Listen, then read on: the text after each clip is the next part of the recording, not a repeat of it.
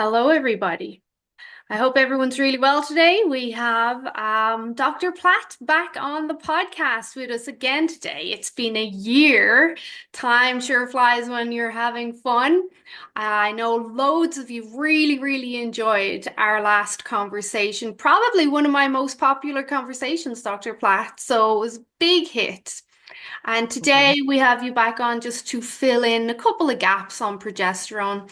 For those of you that don't know who Dr. Michael Platt is, he has been an absolute pioneer in the world of bioidentical hormones, the research, the advancement of the therapeutic use, specifically of progesterone, for use in managing adrenaline and hormone imbalances.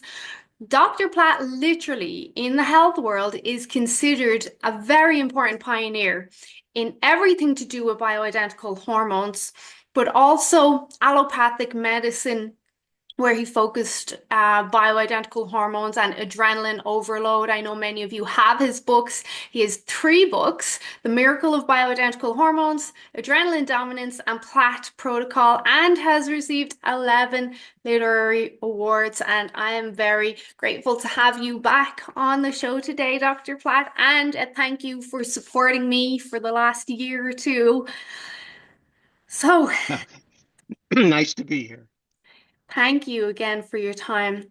One thing we didn't cover on our first conversation is on your medical journey, at what stage, because you weren't always into progesterone, at what stage did you come across progesterone and decide, hey, let's start using this? Well, I I started getting involved with hormones, especially progesterone. After my mother died of breast cancer I'm sorry. at the age of 61, and right after she died, I realized that I had inherited her hormones. People don't realize that men and women have the identical hormones, different levels, but the same hormones. Yeah. And she had a belly on her. That's the only place where she was overweight. And the only thing that'll do that is too much insulin. And because she had breast cancer, I realized that she was also low in progesterone. So that's when I started getting involved with hormones. And I read as much as I could because you don't get a lot of training about hormones in medical school. No. And so, and then after I learned what I could, I opened up a clinic basically involving bioidentical hormones. And I had the advantage of spending at least an hour and a half or 2 hours with every patient. And I learned a lot. And after I put them on hormones, I saw how they reacted. So it was very valuable for me. Yeah. And but the hormone that I fell in love with was progesterone. And what's interesting is that many doctors and most people think that progesterone is a woman's hormone. And it's not. Men and women have the same hormones. Men stop making progesterone around the age of 50. Okay. And it's after the age of 50 that men start developing prostate cancer. And they start putting on weight around the middle. And again, you can actually attribute this to the drop in progesterone. Is that because with the prostate cancer and your mom's breast cancer, they no longer have that protective progesterone to protect them against estrogen? Well, that's correct. My mother was also put on Premarin, Mhm. my least favorite. I don't like estrogen to begin with, but Premarin is toxic hormone, and a lot of women don't realize because they still have Premarin. It's still being sold. Yeah. That these are it stands for pregnant mare's urine, Premarin, and so these are horses that eventually will give birth to foals, and the foals are eliminated because the company doesn't has no need for them. It's not a happy picture. I believe, if I'm correct, I believe they first started deriving the Premarin from humans, but then that was too expensive, so they went to baboons, and that was still too expensive, so the end product was horses because it was more financially viable. Well, correct. So it's just the estrogen, because it's curious. Estrogen is such a hot topic now, and your company sells estriol as well. But yet you're not too fond of it. I'm not too fond of it. A lot of hormone practitioners aren't. Let me rephrase that. A lot of hormone practitioners who are in the know are not huge fans of estrogen, whereas conventional medicine is still pushing estrogen like there's no alternative. You're right about that. And but estriol is the only safe estrogen. Mhm. In fact, it's so safe they use it to treat breast cancer because it takes up estrogen receptor sites and prevents estradiol from getting to the receptor sites. So, and estriol is the only estrogen that is effective for vaginal dryness. So it has some benefits. Um, and like I say, it is a safe estrogen if you need estrogen. If you're going to use estrogen, will you always ensure that progesterone is being used at the same time? You would never use estrogen in isolation. Well, you can use estriol by itself, but anytime you use estradiol, you really have to use progesterone. And, people have to be careful because, most of the prescriptions for progesterone now are oral progesterone, Mhm. like Prometrium. Mhm. Um, and what people have to understand is that oral progesterone goes straight to the liver and converts into a different hormone called allopregnanolone. Mhm. So oral progesterone is not progesterone. And people really have to understand that. So the only progesterone they should be using should be a progesterone cream. Now, progesterone cream comes in a lot of different strengths, Mhm. but the strength they should be looking out for is a 5% progesterone. And the reason for that, that means 50 milligrams per pump. Mhm. And that's the exact strength you need to block adrenaline. And we'll talk about adrenaline. Yeah. How high will you go? Because I've spoke to hormone practitioners who will start their clients, specifically women, on 400 milligrams and continue to titrate up. Well, I think when you're talking about 400 milligrams, I think you're talking about progesterone suppositories. There is a cream out there that you can get 200 milligrams per pump, but then people are using suppositories, they're using tinctures, there's sprays, like they're using everything. But as well, I must specify they're not using that for adrenaline. They're using that specifically as a hormone replacement because they have no progesterone. Well, I understand, but it sounds like a lot. Mm. It sounds like it's unnecessarily high. Yeah, that was Um, one of my questions as well to you. Like, again, how high would you go? What if a woman or man, they're not experiencing any relief at all with one pump or even two pumps? How high would you go in a 24-hour cycle? well, if you talk about relief, Mm. then usually what you're talking about are problems related to excess adrenaline. And and if they're having problems with excess adrenaline, progesterone is helpful because it blocks adrenaline. Mhm. But the main approach to excess adrenaline is to treat the reason why the body is releasing it. And and and the body releases adrenaline to raise sugar levels for the brain. Most people don't realize the brain uses more sugar than any other tissue in the body. And anytime the body detects the brain is out of um, sugar, it just automatically puts out adrenaline to raise sugar levels. So if you're providing the brain with the fuel that it needs, the body doesn't have to put out adrenaline to provide fuel. Mhm. And Which we'll is talk about crazy that. because sugar, glucose is so demonized. It's more misunderstood than ever, I think, because of the demonization with the ketogenic world and the carnivore world. There's just complete confusion out there, and people don't realize glucose is your brain's primary fuel source. Well, there's sugar and then there's sugar. And so, so the best type of sugar is the type of sugar that doesn't produce a lot of insulin. Mm. Because what insulin does, it lowers sugar levels, causing the body to produce even more sugar. So the best source of sugar for the brain actually comes from vegetables. And because they don't produce a lot of insulin. Mhm. And unfortunately, not enough people eat enough vegetables nowadays. I have no control over that. Yeah, I wish I did.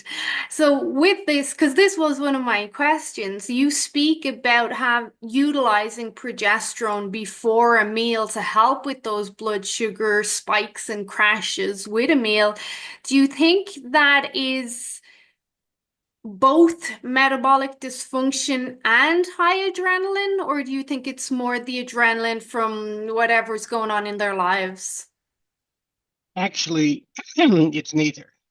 Um, the reason why progesterone is good to use before a meal Mhm. is that as soon as you put food in your mouth, the body is putting out insulin.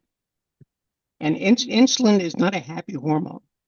It speeds up the aging process. It puts fat around the middle. It's sort of a toxic type hormone. Mhm. And what's nice about progesterone, you know, progesterone is known mostly for blocking estrogen, which is good because it helps with cramps and PMS and fibroids and whatever. Hmm. But it also blocks adrenaline and it blocks insulin. Mhm. And so by using progesterone right before you eat, it helps control insulin, which means it helps control your blood sugar. So you don't get hypoglycemic after eating. A lot of people get sleepy after eating. Some people get sleepy when they're driving. These are low blood sugars, Yeah. and progesterone prevents this. So, So it's a valuable tool for people, especially coming into the new year who want to get on a health kick, and progesterone can help with that metabolic function. well, it blocks the three most toxic hormones in the body. Which are, we could argue, are three stress hormones in themselves. Yeah. So that I wanted to, while we're still on this topic, I have had clients who've used progesterone before a meal, and it's actually made them, I don't want to say worse, but it's given them that crash, like it's pulled their blood sugars down too much or something. Do you know what's going on there?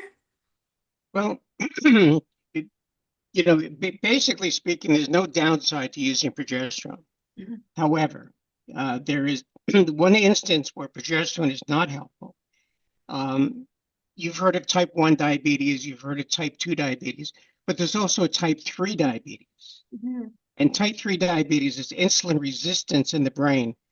What this means is that the insulin in in the brain has a hard time getting sugar into the brain cells.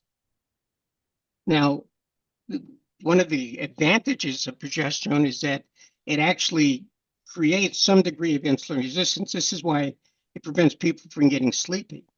But if you already have insulin resistance in the brain and use progesterone, then it gets even harder for the body to get sugar into the brain cells. And immediately what happens, the body puts out even more adrenaline. So I suspect that what's happening with your people that don't do well is that they might be insulin resistance in the brain. And if that's the case, they have to deal with the insulin resistance. Mm. Yeah, that I was thinking that too in a roundabout way, but I was also thinking, knowing these people, their adrenaline is so extremely high Well, that having a low dose of progesterone, it wasn't enough. They needed more to help them because they're extreme cases. I hear that, but using even more progesterone would increase their insulin resistance Mhm. and increase their adrenaline. So we got to go back to the basics here and first use the nutrition, make sure they're sleeping and get their metabolism working properly. Yeah, well, the brain uses two different fuels. one is sugar. Hmm. And as I mentioned, vegetables are the best source of sugar for the brain. But the other fuel that the brain uses is even more important, and that's ketones. And you can get ketones directly from coconut oil or MCT oil. So what these people need to do is to add vegetables, coconut oil, and MCT oil into their meal plan. And also there's a supplement called berberine, Yes, I love which is berberine. also which is good for insulin resistance. Mm. So they need to deal with their insulin resistance, and then they can start using progesterone. Yeah, you're right. Correct. Of course, you're right, but I hadn't thought of that in those terms. So one thing that I mentioned to you earlier in our conversation was the safety of progesterone. Can you speak on that a bit? Because I'm still coming across people who are not convinced not only the safety of progesterone, but the efficacy of it as well. You know, I've been using progesterone for many, many years, and I would say it's incredibly safe. Now, when I say incredibly, we're talking about the cream, not the pill. Hmm. I do not ascribe safety to the pill, to the oral form of progesterone. But but the cream is extremely safe. It's very hard to overdose on progesterone. And and what and what's nice about progesterone, you've heard of babies that have colic. Hmm. Um, colic is caused by increased adrenaline. And you can take progesterone cream and rub it on the baby's belly, and in about probably less than 5 minutes, the colic will be gone. Yeah.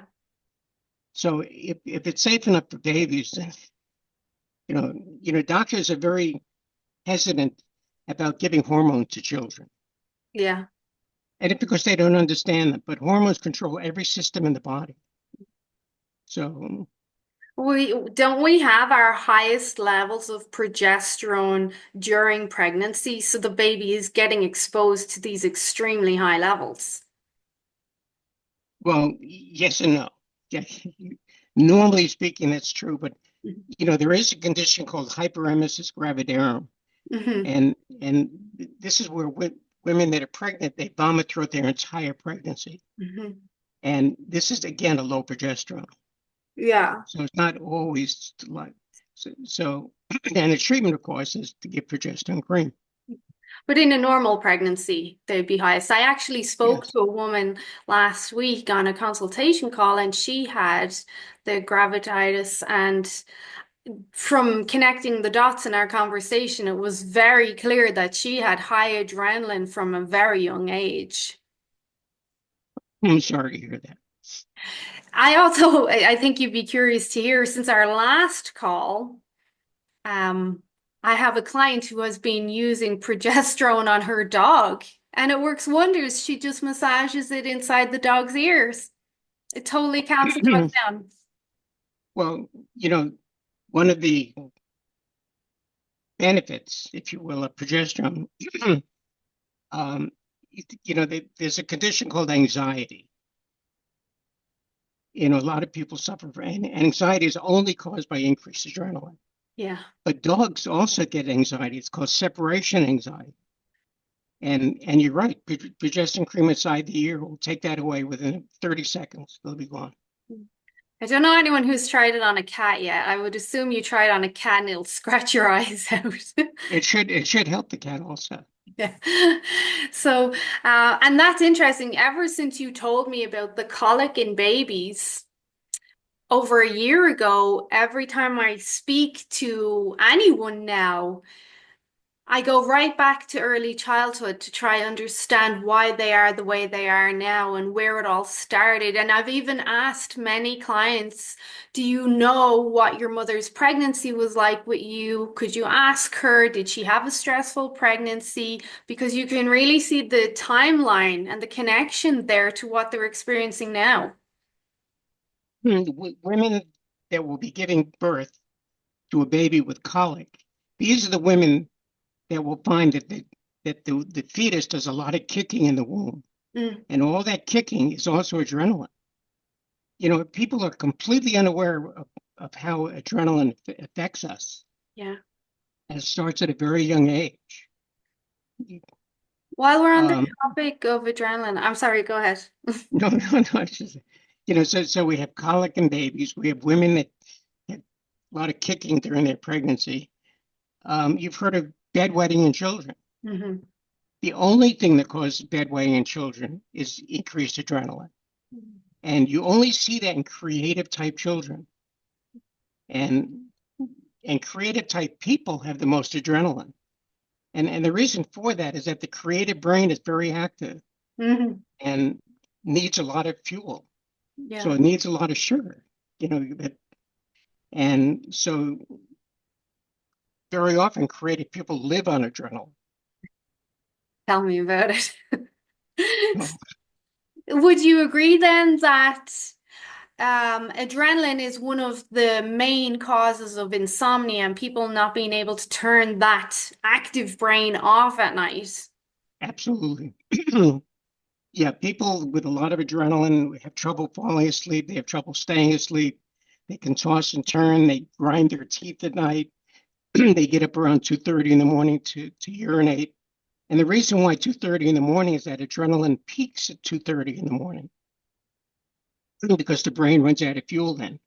Mm. And this is why sometimes it's important to eat something before going to sleep. So, and Would, get some leftover vegetables. mm. Would that also mean that more creative brains suffer more with insomnia and sleep issues? Absolutely. And, and very often creative people get involved in drugs and alcohol Mm. because they're just trying to relax. Yeah, just trying to turn So, off that stress response all the time. yeah. So, moving on, I know a lot of people are curious. What is the difference between bioidentical progesterone and the synthetic stuff? We mentioned conversion already in the liver, but is there something else? Well, the bottom line is that people have to understand the way bioidentical hormones work. And the way they work is they attach to hormone receptor sites. Now, the problem with the synthetic hormones, um, these are not the exact hormones that the body uses, so they do not attach to receptor sites. Those they cannot give the same benefits that a bioidentical hormone can. So are they It's that more simple. negative? I did see some research showing that some progestins and synthetics will have more estrogenic activity than they will progesterone activity. You're absolutely right. And so again, I never recommend, the synthetic hormones. While we're on this, what do you think of these IUDs that are being utilized that are progestin only, and then doctors are telling the patient, "Oh, this is a progesterone only IUD. You're perfectly safe." What do you think of that? I don't think anything of it. It's pretty You know, much putting poison in your body. yeah, I mean, the bottom line is if you're going to use hormones, make sure they're bioidentical. Yeah. It's sinful what's being done. It's actually shocking that conventional medicine hasn't caught up with the whole hormone topic, and we're still prescribing the prometrium, like you mentioned. They're giving very young girls these progestins, and then we've got Provera is another one. Well, again, I'm going to repeat, doctors don't get training in hormones. And what's interesting is that gynecologists probably have the least knowledge of hormones of all doctors. And that's who women go to see to get hormone advice. I had Carol Peterson on the podcast last week. I believe you are familiar with Carol. I know, And Carol. Yeah, we were talking about exactly what you just said. She was talking about a publication in the New York Times in, I believe, 2020 that came out and said the major hospitals in New York are no longer teaching about hormones in regards to perimenopause or menopause. And the headline was something like, because there's no point, there's nothing we can do about it. This is the idea that's being shared throughout conventional medicine that oh, we can't fix it, so what's the point? Well, people have heard of big pharma, and big pharma controls medicine. You know, they control the drug companies, they control the medical boards, they control everything, and they have no interest in people being healthy because healthy people don't take drugs, and and they're the ones that are responsible for what doctors learn in medical school. Mhm. So when doctors leave medical school, all they know is that if you have a problem, you take a drug for it. The idea of treating the cause of illness is never taught. But the only way to eliminate a disease is to treat the cause. Yeah. You know, that happens with antibiotics, but nothing else. Mhm. I think most people know big pharma is involved in a lot. It's quite insidious, but at the same time, I don't think people realize how much they control. Like right down to the types of hormones we are allowed to have. Doctors are only allowed to prescribe a certain type. Um, and Absolutely right. Yeah. and I think the average person doesn't consider that. Like, why is my doctor only giving me prometrium? Well, because that's all they're allowed to give you. There are rules in this game, which is more of a financial gain than it is a health game. Well, they are allowed to prescribe for compounding pharmacies, but Mhm. even compounding pharmacies are limited to the type of progesterones that they can relinquish. Yeah. Um, but what we're talking about today, we're talking about a 5% progesterone cream, and you can get that over the counter. You don't need a prescription for it. Mhm. And you know, um, my website is a 5% progesterone cream, Yeah. um, and if people need it, there's a meal plan to lower adrenaline. Yeah.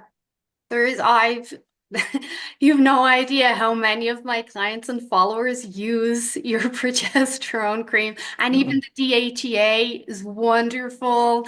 Like, it's not so easy to get access to this stuff in Canada. So it's such a blessing that we have access to your creams and it's helping a lot of people.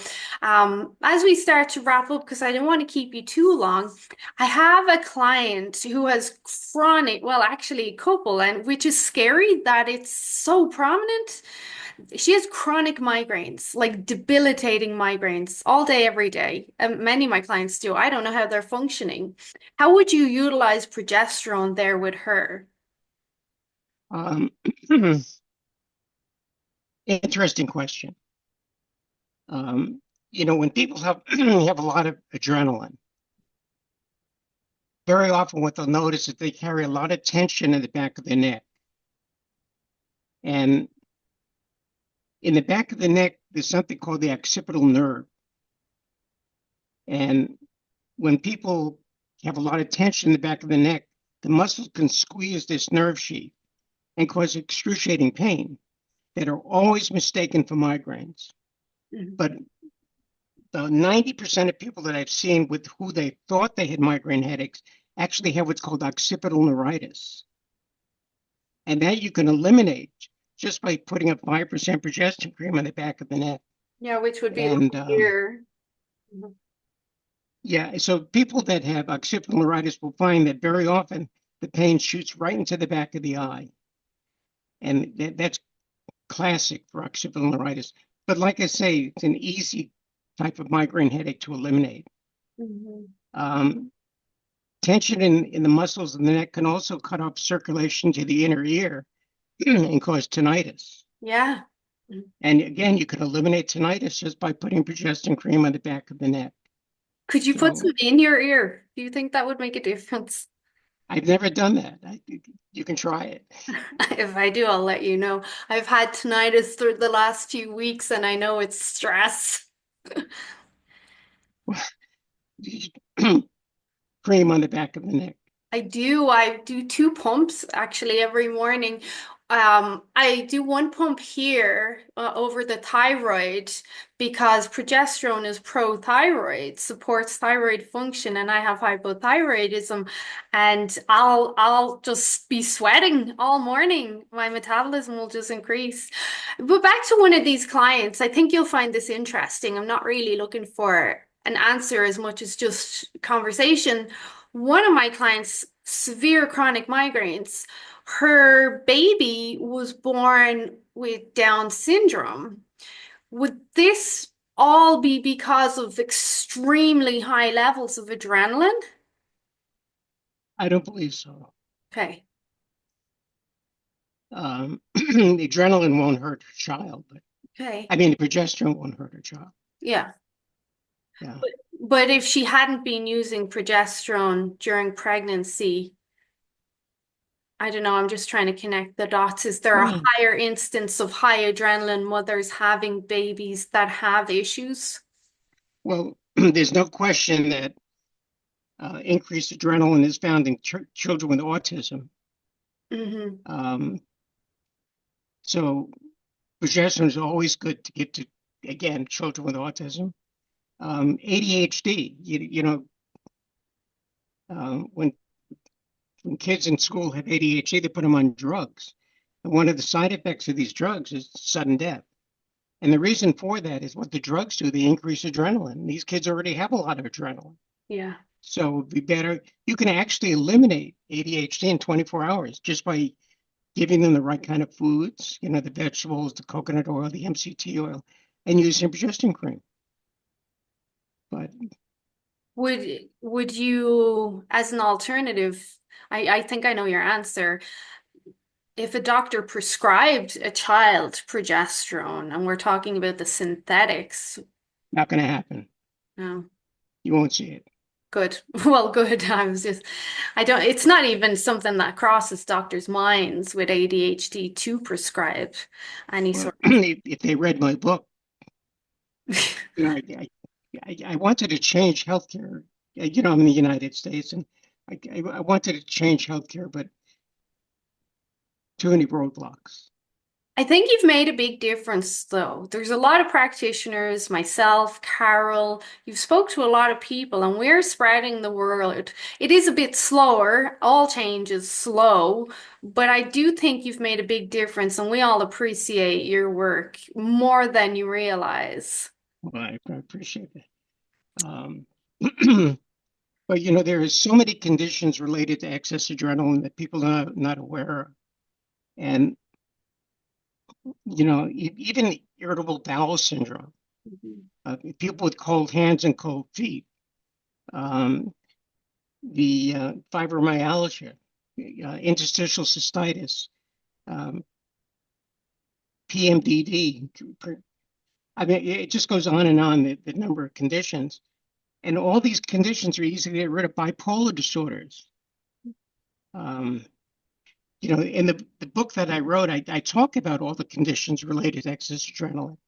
And I explain why the body's putting out adrenaline and how to treat it.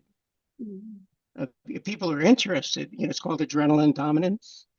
The best place to get it is actually on the internet. It's the least expensive on the internet, and Yeah. Amazon delivers in one day. Um, Well, you can download it from your website if you wanted to read it like an ebook. I always recommend it by Amazon because I like to have hard copies of books, and it's not expensive, and it does come next day, like you said. and I had to make it simple enough that even doctors would understand it. More simple than for the general population. So, Um, Dr. Platt, this has been a pleasure. Like you've covered everything I wanted to cover. One last thing, while we're on the topic of ADHD.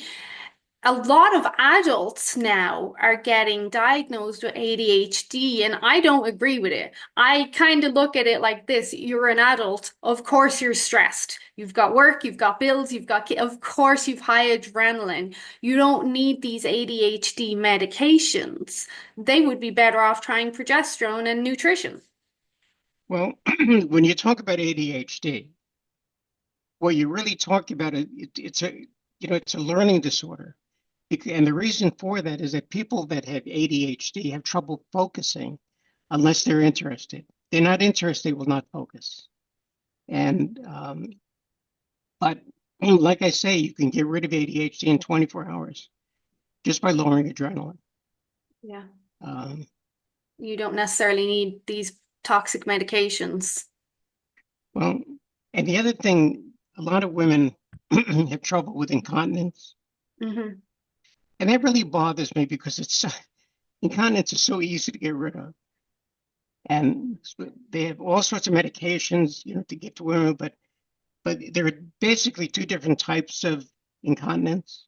One is stress incontinence. It's if they cough or sneeze, and this happens when women lose that muscle control around the urethra.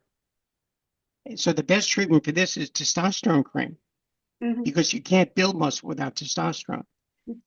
So it's just a matter of using testosterone cream and doing those Kegel exercises. Yeah. In about 3 to 6 days, it's gone. Now, the other is something called uh, when women have a lot of adrenaline, and adrenaline gives people that urge to urinate. So Mhm. they have what's called um, a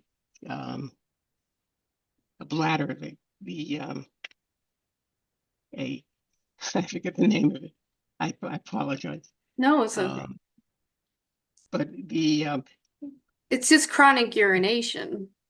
yeah, so again, it's just a matter of simple lowering adrenaline. The incontinence goes away.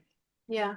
So I've spoken to a few women who are not just getting up one time a night to urinate, but they're getting up six, seven times a night to urinate, and that screams a high adrenaline body to me. they need to eat something before they go to sleep. Would that also, the stress incontinence and the testosterone, would that also work for people who get chronic urinary tract infections because they have that weakened pelvic floor? I'm going to pass on that. Mm, just I don't. because I have a client who keeps getting chronic urinary tract infections, and she's established it's because she has a weakened pelvic floor in perimenopause. So I think progesterone, well, I already have her using progesterone, your cream, but maybe testosterone is something for her to look at to tighten everything back up again. It won't hurt her, Mm. but it may not help. Well, this has been fantastic. That's all my questions. It's been a pleasure. Would you like to add anything? Of course, I'll put all your links as always below. No, it's just that people have to become proactive about their own health. They can't rely on a medical system that has no interest in their being healthy. Yeah. Yeah. And they should always think in terms of treating the cause of the problem that they have and dealing with that. And sometimes that is just a big life stressor that is driving up your adrenaline. Yeah. Well, thank you for your time, Dr. Platt. It's been a pleasure. I love talking to you. This has been great. Well, I'm glad to be here. Thank you. Have a great day, and we'll chat soon. You too.